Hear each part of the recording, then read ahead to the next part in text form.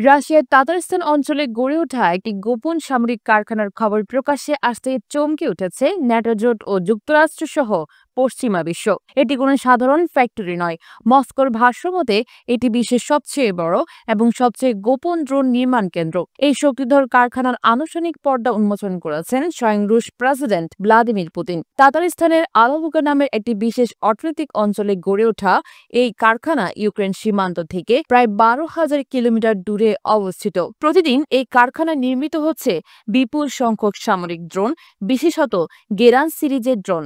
নির্মাণের পর এই ড্রোনগুলো সরাসরি পাঠানো হচ্ছে ইউক্রেন যুদ্ধক্ষেত্রে, যেখানে নির্দিষ্ট লক্ষ্যে আঘাত হেনে তা ধ্বংস করছে, একরকম বিধ্বস্ত করে দিচ্ছে ইউক্রেনের গুরুত্বপূর্ণ সামরিক স্থাপনাগুলো।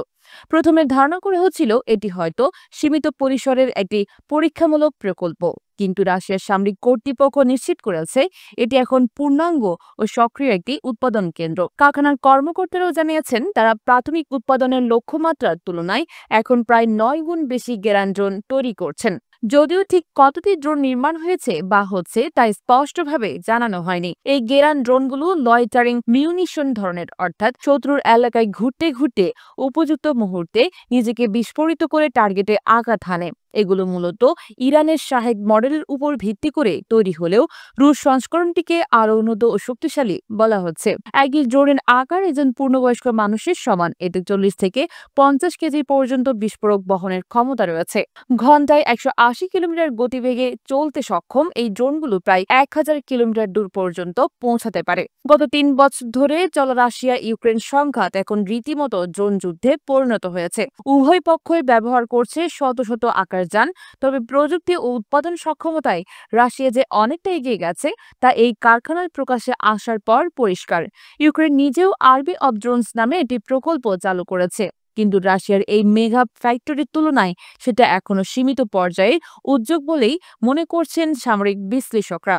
পুতিনের এই পদক্ষেপ শুধু সামরিক শক্তি প্রদর্শন নয়, এ যেন এক সরাসরি বার্তা পশ্চিমাদের উদ্দেশ্যে। রাশিয়া শুধু যুদ্ধ করছে না, যুদ্ধকে আধুনিকায়নও করছে। এই বার্তা ন্যাটো সদস্য রাষ্ট্রগুলোকে স্পষ্টভাবে সতর্ক করেছে। অনেকেই বলছেন এই ড্রোন কারখানা শুধু ইউক্রেনের জন্য নয়, ভবিষ্যতে বৈশ্বিক ভূরাজনীতির চেহারা বদলে দিতে পারে। ন্যাটো ও পশ্চিমা অস্ত্রের সহায়তা থাকা সত্ত্বেও ইউক্রেন এখনও যুদ্ধক্ষেত্রে বিশেষ সাফল্য অর্জন করতে পারছে না। বিপরীতে রাশিয়ার এই সামরিক প্রস্তুতি ইউরোপীয় দেশগুলোর জন্য উদ্বেগের কারণ হয়ে উঠেছে। প্রশ্ন উঠছে, এই শক্তি প্রদর্শন কি শুধু ইউক্রেন সীমাবদ্ধ থাকবে, নাকি ক্রেমলিনের নজর আরও পশ্চিমে? পুতিনের হাতে এখন সেই সবুজ সিগন্যাল, আর রুশ সামরিক বাহিনী যেন অপেক্ষায় যুদ্ধের দরজায়। করোনার উপযুক্ত মুহূর্ত কখন আসবে?